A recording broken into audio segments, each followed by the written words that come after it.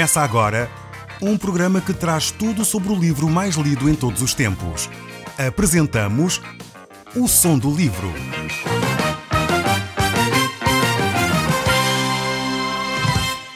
Seja muito bem-vindo. Neste podcast vai encontrar o livro mais conhecido e lido em todo o mundo. Vamos levá-lo numa viagem pela história da humanidade. Este é um audiolivro para si, para a sua família e sociedade em geral. Contextualização e comentários de Paulo Chaveiro. Caro amigo, nós voltamos agora ao capítulo 15 do livro dos Atos. Nós começámos no último programa a olhar para este capítulo e vimos a importância destas pessoas se reunirem para falar acerca da vida da Igreja. Os seus líderes reuniram-se em Jerusalém nesse primeiro concílio para definir exatamente aquilo que poderia ou não ser aceito como parte do cristianismo, aquilo que era tradição judaica e aquilo que era válido para toda a gente. Então, este grupo reuniu-se e percebeu que a única forma que as pessoas têm de se relacionar com Deus é de facto através de Cristo Jesus. Neste concílio, o assunto básico, enfim, traços gerais, que foi tratado neste concílio é: deve ou não se impor aos gentios convertidos os rituais judeus, o sistema judaico, como condição para eles integrarem a Igreja, para eles viverem como parte do corpo de Cristo. Devem os gentios ou não, cristãos, serem circuncidados, guardar o sábado, guardar toda a lei ritual de Moisés, para poder então ser membro da Igreja. Esta era a grande questão. Os fariseus que se haviam convertido, e eram vários, alguns deles pertencentes ao sinédrio judaico, depois converteram-se, abandonaram, permaneceram envolvidos na Igreja cristã. Alguns desses sacerdotes convertidos queriam que os gentios fizessem parte da Igreja, mas que tivessem que viver debaixo dos rituais judaicos. E esses sacerdotes, esses fariseus cristãos, estavam completamente equivocados quanto àquilo que Deus tinha planeado para a humanidade. Deus não tem supremacia nenhuma de nenhuma raça. Não há raças supremas em lado nenhum. Essa ideia, de facto, não sei de onde ela surge na cabeça do ser humano, mas Deus ama todos de igual forma. Seja de que raça for, seja de que país for, Deus ama o ser humano. E por essa razão, Deus ama também as culturas. É óbvio que Deus não quer que nas nossas culturas hajam coisas que são contrárias à sua vontade. E há muita coisa que tem a ver com a cultura que é contrária à vontade de Deus. Mas há outras coisas que não são boas nem más. Fazem parte de nós como povo e não têm a ver com o facto de serem boas ou más. E aqui os judeus não estavam a perceber isso. Pensavam que ser cristão é a mesma coisa que ser judeu. E não era a mesma coisa. Deus queria clarificar esse assunto. Por isso reuniu esta liderança, para que eles pudessem pensar um pouco mais sobre esta questão, sobre as diferenças entre o cristianismo e o judaísmo. Ou seja, cristianismo não era uma forma melhorada de judaísmo, e Jesus Cristo deixou isso muito claro quando ele disse: Ele não veio trazer remendo novo para um pano velho, nem veio trazer vinho novo para pôr em outros velhos. De forma alguma. O Evangelho de Cristo é ele todo uma novidade. O Evangelho de Jesus Cristo é uma nova vida. São boas novas, boas notícias que Deus traz à humanidade. E o cristianismo não é uma mistura do judaísmo e de outros rituais para se chegar a um consenso. Não. O cristianismo é uma experiência com Deus. O cristianismo passa por vivermos com Cristo. É por isso que se chama cristianismo. Infelizmente, ainda hoje acontece no nosso meio que muitos grupos religiosos, algumas seitas, tentam misturar a Bíblia com as suas próprias doutrinas e as suas próprias práticas, com as ideias dos homens, tentando obrigar e, enfim, forçar as pessoas a acrescentar às suas vidas mais tradições e tradições. A Bíblia mostra claramente que a nossa relação com Deus passa pela fé em Cristo Jesus. E é isso que devemos reter deste grande concílio. Eles compreenderam que a relação com Deus é uma relação que é feita através da pessoa de Jesus Cristo e na fé que depositamos na obra de Jesus, ou seja, na sua morte e na sua ressurreição. E quando nós misturamos doutrinas humanas com doutrinas de Deus, isso cria uma grande confusão. E infelizmente, às vezes isso acontece. Há muitos sistemas humanos que pegam nas Escrituras, pegam na Bíblia e tentam adaptar os seus sistemas humanos àquilo que a Bíblia diz. E, na realidade, isso só traz confusão. Muitas vezes traz fanatismo, traz atitudes hipócritas, porque a lei de Moisés, seja ela esta ou seja outra, ela não pode ser imposta às pessoas, porque aqueles que viveram debaixo da lei sabem que não a conseguiram cumprir na íntegra. A lei, como eu já disse em alguns outros programas, é como que um espelho que serve para nós nos vermos, nos contemplarmos e repararmos as nossas imperfeições. E perceber que quando eu olho para esse espelho, eu preciso de Cristo para corrigir essas imperfeições na minha vida. E essas imperfeições a Bíblia chama de pecado. É por isso mesmo que precisamos de Cristo para perdoar os nossos pecados. É por isso que Ele é o nosso Salvador. Então, o nosso assunto aqui é muito importante de ser focado, porque infelizmente ainda hoje em muitas igrejas acontece o mesmo. Devemos dar graças a Deus por estes apóstolos aqui, que muito cedo na história da igreja resolveram este problema. E só quem não entende a Bíblia, só quem não abre a Bíblia, é que não acha resposta para esta questão. Será que temos que guardar rituais e ao mesmo tempo olhar para Cristo? Ou será que temos que viver as duas coisas? Será que devemos dar mais importância às tradições do que à Bíblia? É só olhar para a Bíblia e ver a resposta que lá está. Barnabé, esta grande figura que a igreja primitiva teve, juntamente com o apóstolo Paulo, também falou acerca dos gentios. Eles vinham em representação, digamos assim, dos gentios. Eles mostraram que não se pode colocar esse jugo da lei mosaica sobre os outros povos. Paulo, esse grande intérprete da lei cristã, também disse a mesma coisa. Disse que não há nenhuma lei que possa salvar o homem. Nem a mosaica, nem outra qualquer. A única coisa que salva o homem, a única pessoa que salva o homem é Jesus Cristo. E é por isso que os textos da Palavra de Deus nos dizem que é pela graça que somos salvos por meio da fé. E isto não vem de nós. É um dom de Deus. Não vem das obras para que ninguém se glorie. Toma atenção a este texto da Palavra de Deus do livro de Efésios, no capítulo 2, verso 8. Diz: pela graça sois salvos por meio da fé. Isto não vem de vós. É dom de Deus, é um presente que Deus oferece. E não vem das obras para que ninguém se possa gloriar, para que ninguém se glorie. Esta é a grande mensagem da Palavra de Deus. Porque se eu fizesse e tivesse mérito próprio na forma como me relaciono com Deus, então eu podia orgulhar-me dizendo eu sou melhor que o outro. Mas a Palavra de Deus nos mostra que não é pelas obras exatamente para que ninguém se orgulhe, para que ninguém pense que é superior ao outro. É através da fé em Cristo Jesus e é pela graça de Deus. Então chegamos lá a este concílio, estamos no capítulo 15 do livro dos Atos e o verso é o 11 e diz assim: nós acreditamos que todos são salvos da mesma maneira, pela graça do Senhor Jesus. A discussão acabou passando todos a ouvir Barnabé e Paulo, que contavam os milagres que Deus fizera por seu intermédio entre os gentios. Isto é só para recapitular aquilo que já falámos no último programa e mostra aqui claramente, mais uma vez, que diante desta afirmação, então, cessou a discussão. Mas de volta aqui ao texto, no verso 13, diz assim: quando terminaram, começou Tiago. Irmãos, escutem-me. Pedro falou-vos do tempo em que Deus primeiro visitou os gentios para de entre eles levantar um povo que honrasse o seu nome. Tiago aqui começa a fazer referência à experiência que o apóstolo Pedro teve na casa de Cornélio. É interessante esta referência aqui a um povo que Deus resolveu criar de entre as variadíssimas nações, de entre os gentios também. A Igreja de Jesus Cristo é exatamente isso. É constituída por todas as pessoas, de todas as nacionalidades, de todas as raças, que não se pode confundir com a nação de Israel, ou com esta, ou a igreja, ou aquela igreja. Não. A Igreja de Cristo é diferente. É um povo escolhido para Cristo. É exatamente esse povo que, no fundo, é constituído por todas as nações, por todas as raças, por todas as etnias, que constitui a Igreja de Cristo, a Igreja cristã. Ela não é um grupo em particular. E infelizmente temos feito muitas vezes esta confusão, pensando que quem é cristão pertence a um determinado grupo só e não pode pertencer a mais nenhum. Ou pertence a uma determinada nação e não pode pertencer a mais nenhuma. Esta tem sido a confusão que se tem arrastado ao longo de séculos.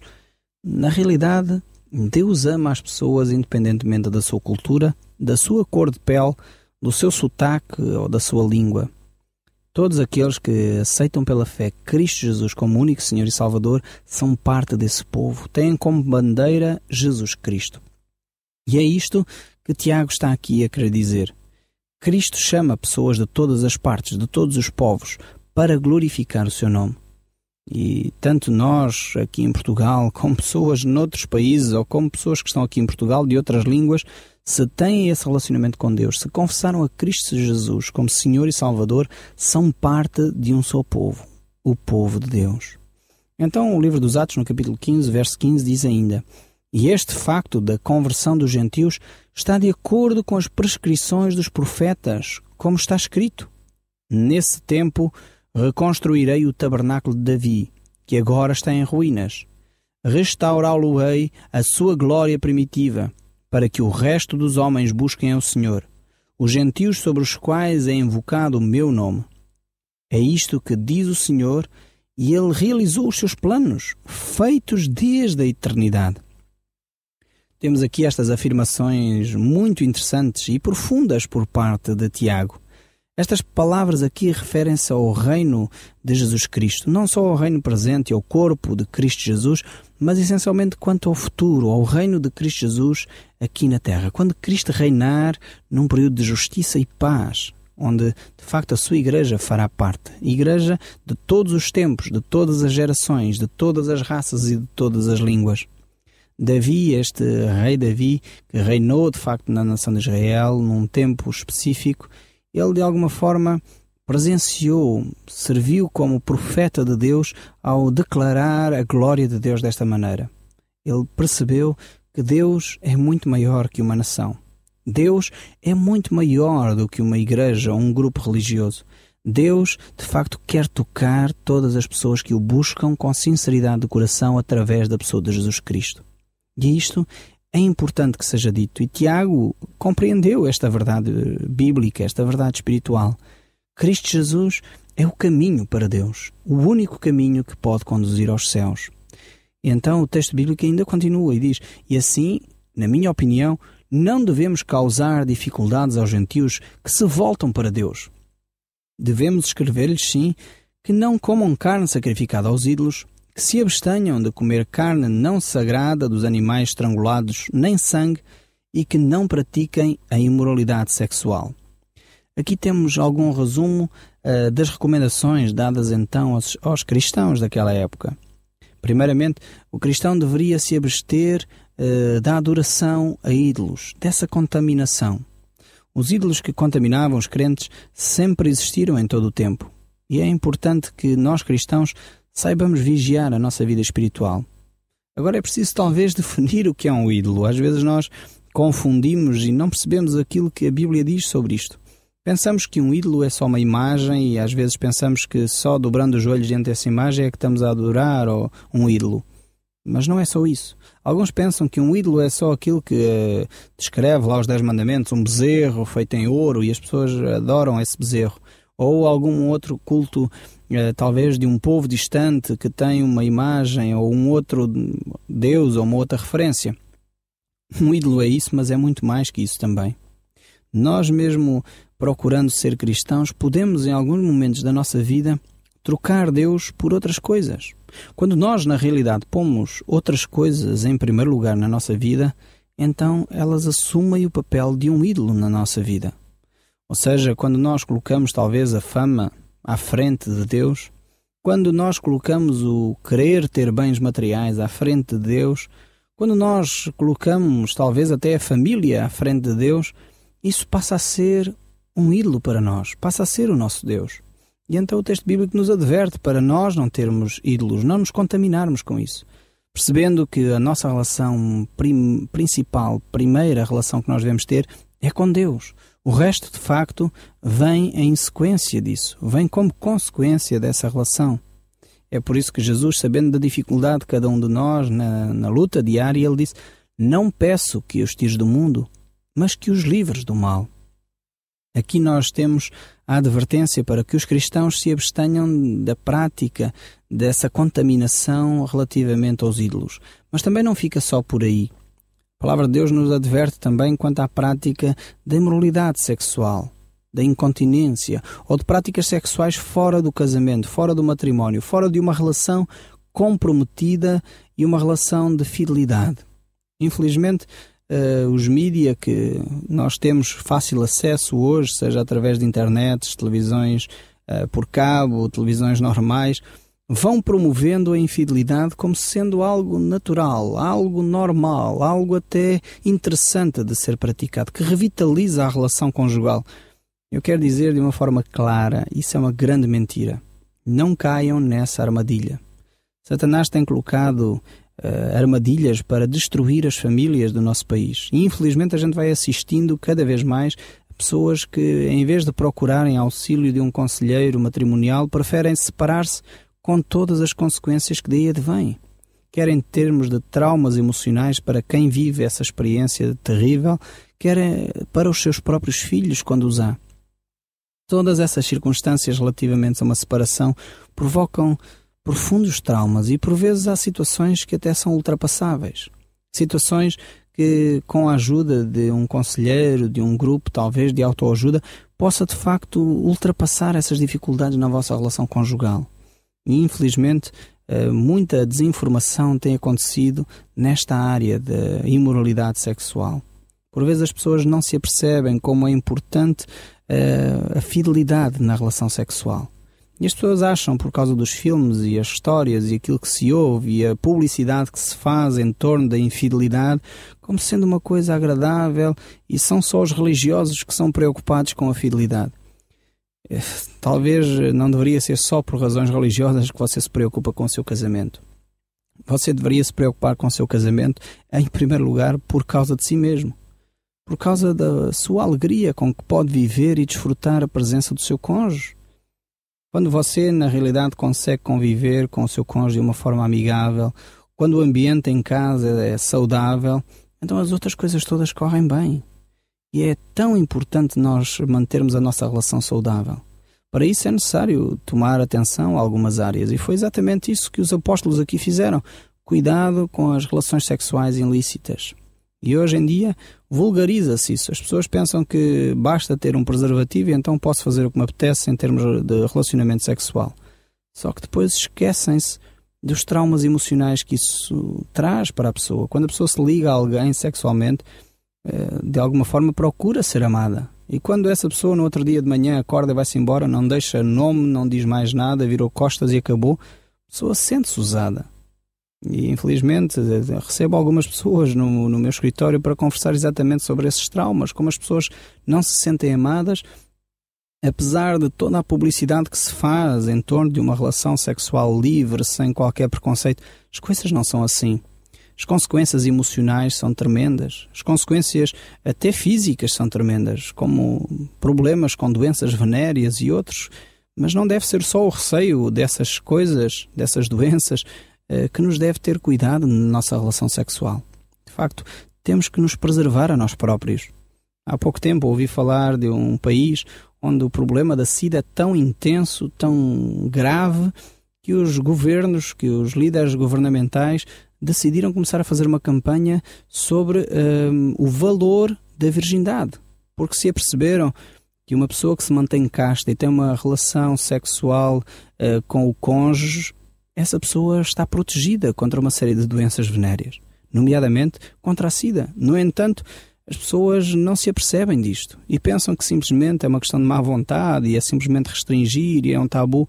O facto é, com toda a publicidade que se faz, com toda a desinformação, diria mesmo, que aparece nos órgãos de comunicação, infelizmente em todos os meios que chegam de informação às nossas casas, revistas, televisões, computadores e tudo mais, as pessoas continuam com uma grande desinformação sobre a vida sexual, sobre o seu relacionamento saudável, como podem desfrutar desse mesmo relacionamento com o seu cônjuge para ter uma vida mais agradável.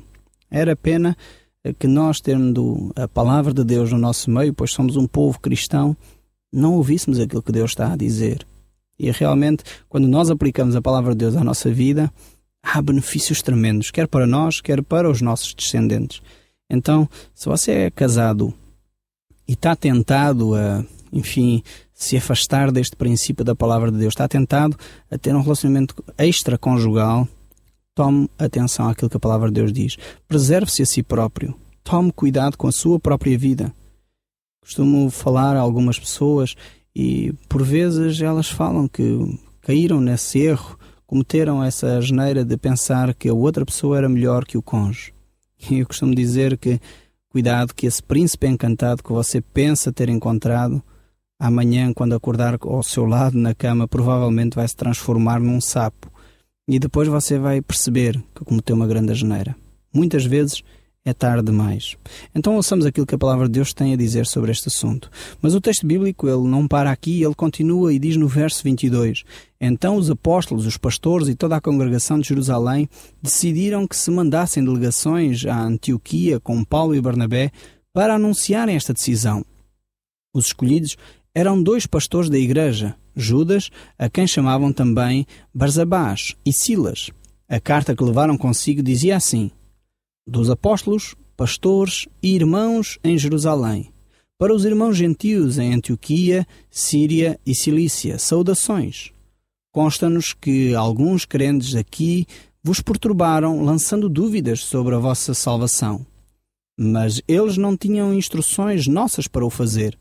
Assim, pareceu-nos sensato, depois de termos chegado todos à mesma decisão, enviar-vos estes 2 representantes nossos, Judas e Silas, os quais, juntamente com Barnabé e Paulo, a quem muito cremos e que arriscavam a vida por amor do nosso Senhor Jesus Cristo, confirmarão de viva voz o que resolvemos acerca do vosso caso.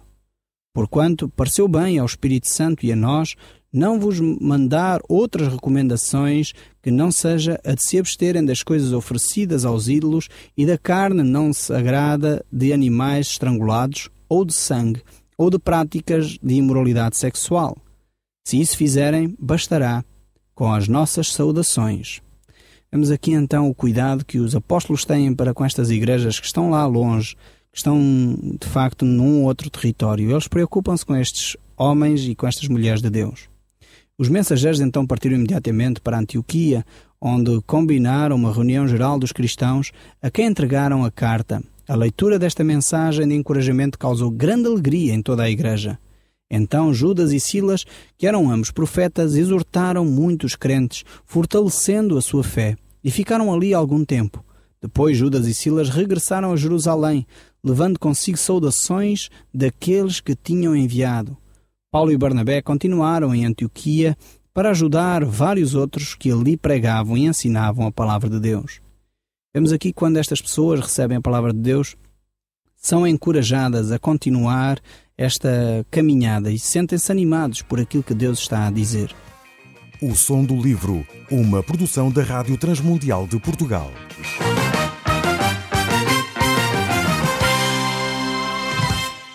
RTM. Conhece todos os nossos programas em rtmportugal.org.